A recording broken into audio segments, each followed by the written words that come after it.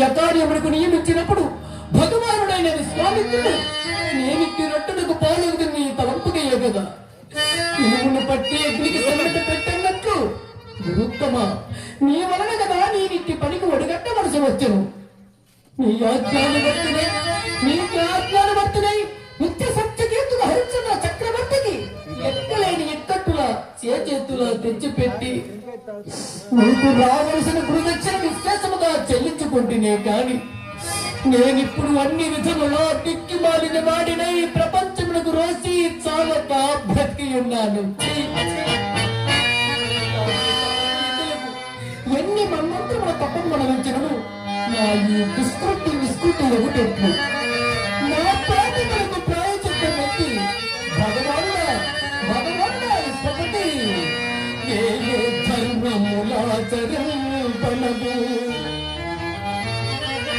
ఏ ధర్మములాచరింపనగు